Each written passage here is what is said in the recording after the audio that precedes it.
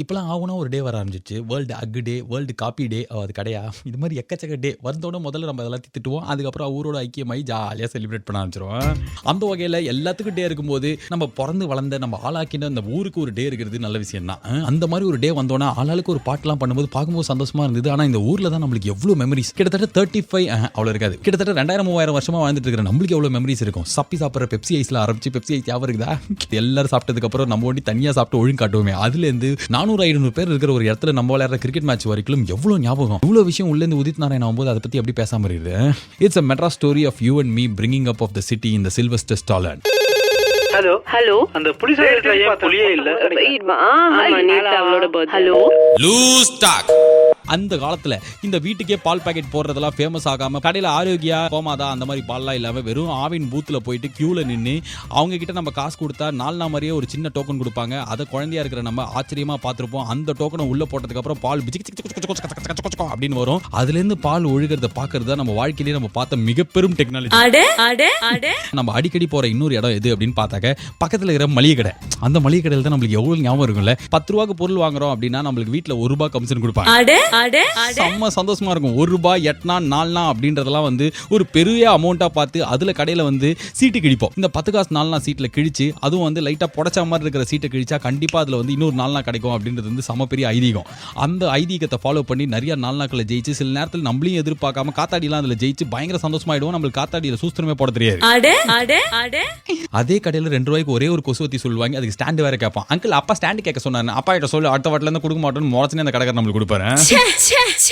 அதே மளிகை கடையில் என்ன பண்ணுவோம் அப்படின்னு பார்த்தாக்க பயங்கரமான நாள், அதிர்ஷ்ட நாள் அப்படின்னா மளிகை கடைக்காரர் என்ன பண்ணுவார் அப்படின்னு பார்த்தாக்க கரெக்டா நம்ம போற டைம்ல யாருக்காவது தேங்காய் பத்தை வேணும் அப்படின்றதுனால தேங்காய் உடைப்பார். அந்த தேங்காய் தண்ணியை தம்பிடே இந்தாடா தேங்காய் தண்ணி அப்படின்னு கொடுப்பாரு. செம்மையா இருக்கும்ல தேங்காய் தண்ணி. வேற என்ன கடைக்கு போவோம்? அவர் சைக்கிள் எடுப்போம். 2 ரூபா ஒரு அவருக்கு ஜாவா சைக்கிள். இதுல வேற 2 நிமிஷத்துக்கு ஒரு வாட்டி போய் டைம் பார்த்துவோம். அண்ணா டைம் ஆயிடுச்சா கடைசியா ஒரு வாட்டி கேட்கும்போது அவர் ஆமாப்பா ஆயிடுச்சுன்றவாரு. கடைசியில பார்த்தா 10 நிமிஷம் இருக்கும். நம்மளுக்கு மனசே வராது. ஐயோ 10 நிமிஷம் முன்னாடியே விட்டோமேன்ற. நீங்க நான்லாம் சின்ன வயசுல இருக்கும்போது நம்ம வீட்டுக்கு டெய்லி ஒருத்தர் வருவார். தயிர அப்படின்னு சொல்லிட்டு தயிர் விற்கிற தாத்தா வீட்டுக்கு முன்னாடி வந்து தெருவா வந்து ஒரு பெரிய பானையில தயிர் எடுத்துன்னு வருவார். இப்ப கடையில கிடைக்கிற மாதிரி அப்படியே கட்டி தயிரெல்லாம் கிடைக்காது. அந்த காலத்துல கட்டி தயிர் கிடைக்கணும் அப்படின்னா நம்ம சரவணா பவன் ஹோட்டல்ல தான் போய் சாப்பிடணும். எப்படி இந்த ஹோட்டலுக்குலாம் ஒண்டி தயிர் இப்படி கிடைக்கிறதுனே தெரியல அப்படின்னு சொல்லிட்டு ஒவ்வொரு வாட்டி ஹோட்டலுக்கு போகும்போது எல்லா அம்மாவும் சொல்லுவாங்களா உங்க வீட்லயும் சொல்லுவாங்களா ஆண்டி நீங்க சொல்லிருக்கீங்கல்ல. அதுக்கப்புறம் யார் வருவா அப்படின்னு பார்த்தாக்க வந்து கோலமாவு விற்கிற அண்ணன் வருவார். அதை வந்து நம்ம வந்து வாங்கி வச்சுப்போம். அதுக்கப்புறம் 2 மாசம் கழிச்சு அவருக்கே தெரிஞ்சிருக்கும் இந்த வீட்டுல இவ்வளவு கோலம் போடுவாங்க காலி ஆயிட்டு இருக்கும்னு சொல்லிட்டு கோலமாவு எடுத்துன்னு வருவாங்க. புளி விற்கிற அங்கெல்லாம் எப்படி மறக்க முடியும்? அந்த புளி விற்கிற அங்களை கூப்பிடு அப்படின்னா தெரு முனை வேலைக்கும் போய் அம்மா போயிட்டாமா அப்படின்னு சொல்லுவோம். அதுக்கப்புறம் சோன் பப்படி சாயங்காலம் வரும். சில நாளைக்குலாம் வீட்டில் நல்ல மூடில் இருந்தால் வாங்கி கொடுப்பாங்க, இல்லைனா வாங்கியே கொடுக்க மாட்டாங்கல்ல அங்கிள். ஆனால் எங்கள் வீட்டில் என்ன பண்ணிட்டாங்க வாங்கி கொடுக்க மாட்டேன்னு சொல்ல, ஏன்னா பையன் மனசு கஷ்டப்படுன்றதுனால அது வெள்ளைக்காரன் முடி அப்படின்னு சொல்லிட்டு என்னை ஏமாற்றி விட்டாங்க. நானும் ஐயோ முடி அப்படி நம்ம சாப்பிடுவோம் அப்படின்னு நம்ம நினச்சிக்கினேன். வேற யாரெல்லாம் வருவா? பலூன் கார், அதான் செம்ம இல்லைட்டு கேஸ் பலூன், ஆப்பிள் பலூன் ஒன்று வருமே, ஜிங் ஜிங் ஜிங் ஜிங்னு அது வச்சு ஆடுவோமே. ஆப்பிள் பலூன் வேற 3 நாளைக்கு நம்ம வீட்டில் சில டைம் தாங்கும். அந்த பலூன் அதுக்கப்புறம் பார்த்தா சூம்பி போயிடும். என்டையர் ஸ்கூல் லைஃப்ல கண்டிப்பா எந்த ஸ்கூல் எந்த ஏரியால படிச்சிருந்தாலும் அந்த ஸ்கூல்ல இருந்து நம்மள விஜிபி கிஷ்கிந்தா எம்ஜிஎம் அதுக்கப்புறம் வந்து லிட்டில் பாக்ஸ் எல்லாம் கொண்டு போவாங்க.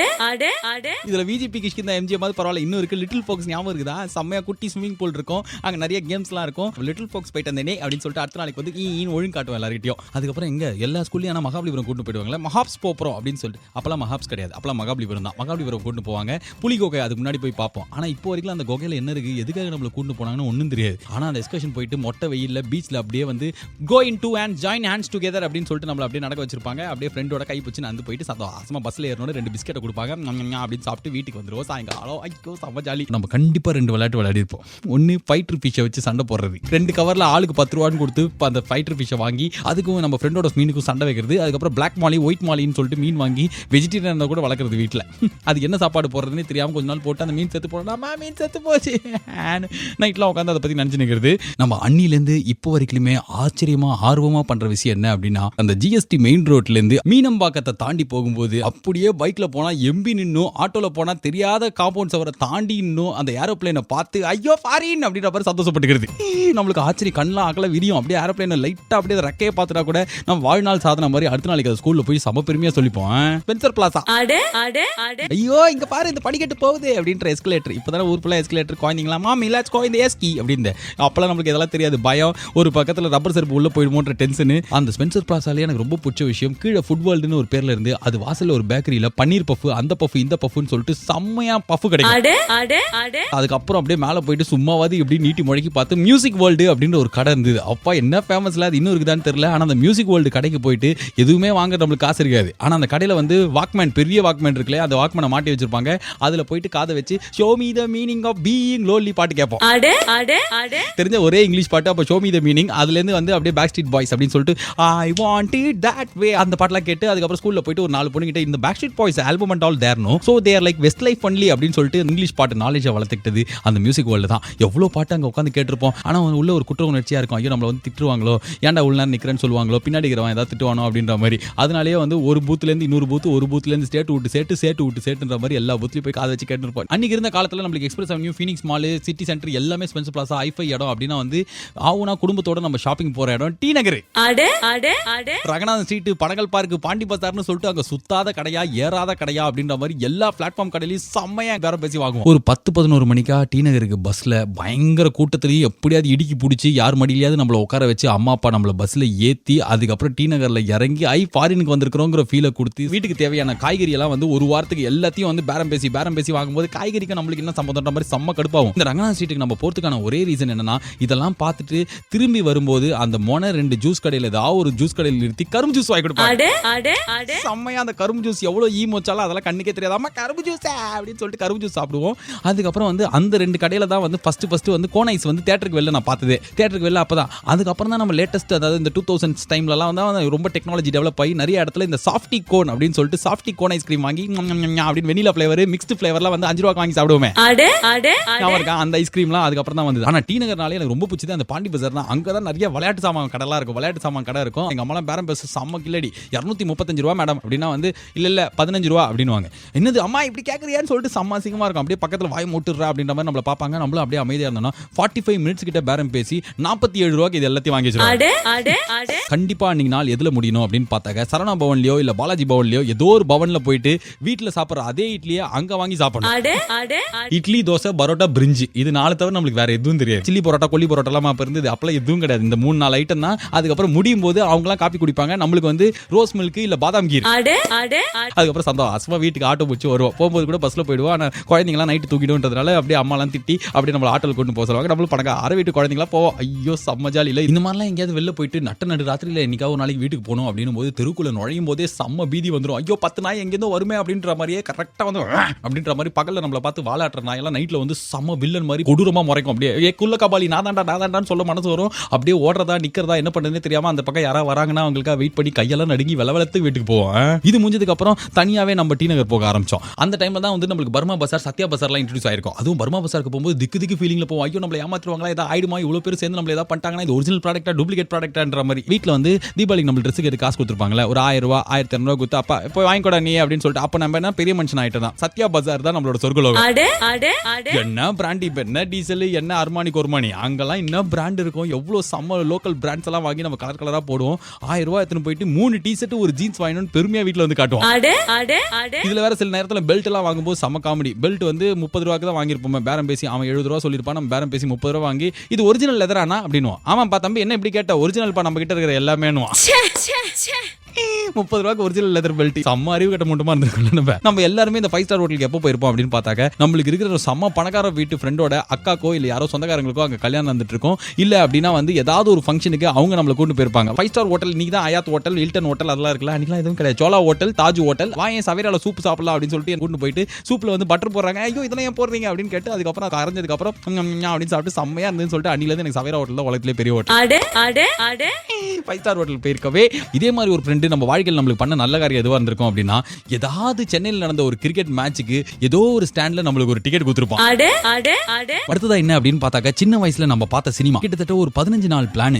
வீட்டுல அம்மா அப்பா கிட்டலாம் கேட்டு அவங்க படத்துக்கு போலான்னு ஒத்துக்கிட்டதுக்கு அப்புறம் இன்னைக்கு தான் தியேட்டர்ல எல்லாத்தையும் செக் பண்ணி உள்ள அனுப்புறாங்க. குழந்தைக்கு எடுத்துன்னு போற வாட்டர் பாட்டில் கூட உள்ள அலோவ் பண்ண மாட்டாங்க. அன்னைக்கு தான் வீட்டுல இருக்கிற இந்த திணுக்குப்பட்டோன்ற திங்கிற சாமா தட்டை முறுக்கு, அதுக்கப்புறம் ரோட்ல போகும்போது ஆல்வெளி சிப்ஸ், அந்த ஆல்வெளி சிப்ஸ் ஞாபகம் இருக்கா? அப்படியே செம்மையா காரம் போட்டு கொடுப்பாங்களே, 5 ரூபாய்க்கு நிறைய இருக்கும். அந்த 5 ரூபாய் சிப்ஸ் எல்லாம் வாங்கி அதுக்கப்புறம் வாட்டர் பாட்டில் தண்ணி எத்தனை அப்படின்னு சொல்லிட்டு அதுவும் பாதியில காலி ஆயிடும். அதுக்கப்புறம் அப்பா வரும்போதே 2 பாட்டில் எத்தனை வர வேண்டியதானே அப்படின்னு சொல்லிட்டு நம்ம திட்டுவாரு. அந்த படத்தை பேர் ஆரம்பிக்கிறதுக்கு முன்னாடி உட்காந்து பார்த்துட்டோம் அப்படின்னா இன்டர்வல்ல நம்மளுக்கு கிடைக்க போற மிகப்பெரும் பிரசாதம் வந்து கோன் ஐஸ்.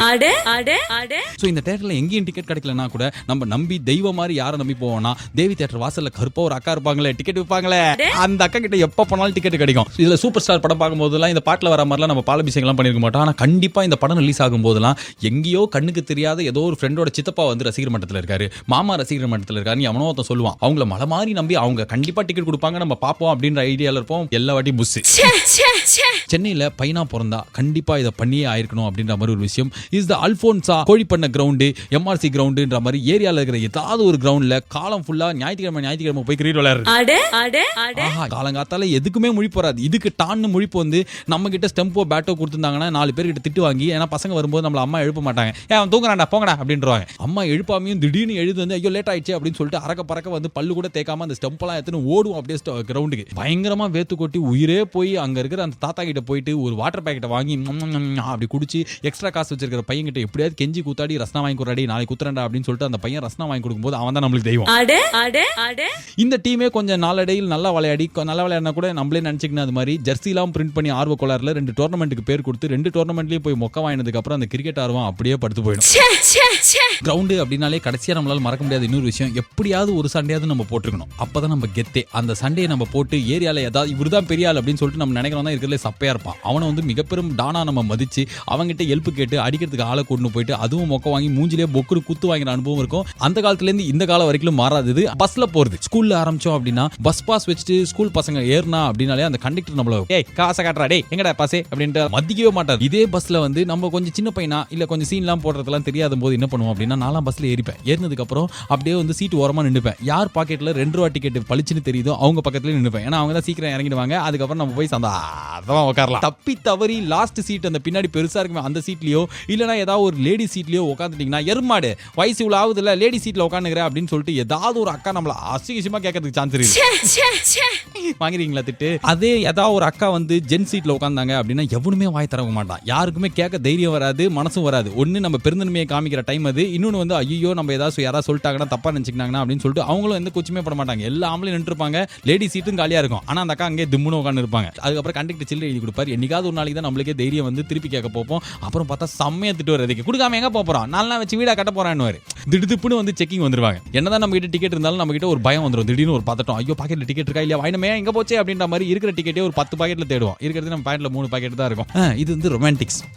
ஸ்கூல் படிக்கும்போது காலேஜ் படிக்கும்போதுலாம் நம்மளுக்கு ஏதாவது ஒரு பொண்ணு ரொம்ப பிடிக்கும் அப்படின்னா அந்த ரொம்ப பிடிச்ச பொண்ணோட அப்படியே சைக்கிளை தள்ளுன்னு அவ வீடு நம்ம வீடுக்கு முன்னாடியே இருந்தாலும் அதை தாண்டியும் தள்ளிட்டே அவ வீடு வரைக்கும் போயிட்டு ஏதாவது சம்பந்தமே இல்லாத கதையெல்லாம் பேசிட்டு ஃபர்ஸ்ட் ஹிந்தி படத்தெல்லாம் நம்மளுக்கு அவங்க தான் இன்ட்ரோடியூஸ் பண்ணி வச்சிருப்பாங்க. ககோனா பியார் ஹே, துல்வாலே துல்யூனியா லே ஜாயேங்கே, அப்புறம் மேட் இன் இந்தியா பாட்டு, மேட் இன் இந்தியா அதுக்கு கண்டிப்பா ஸ்கூல்ல எல்லா பொண்ணுங்களும் ஆடிடும். அது ஒண்ணு. அப்புறம் வந்து ஆயா ஆயா ஆயா ஆயா ஆய ஜிங்க சக்கரஜோ ஞாபகம் இருக்கா? ஏய் கேர்ள் யோ யோ அந்த பாட்டெல்லாம் சில காங்க. இது what album no this Alisha பிள்ளை, அவங்க பேர் சின்னையோ சென்னையோ ஆனா வாயில தெரியாது. இந்த what singing she is doing and all அப்படின்னு நம்ம கான்வர்சேஷனை வளர்த்துனே அந்த சைக்கிள் தண்ணே அவங்க வீடு வரைக்கும் போவோம்.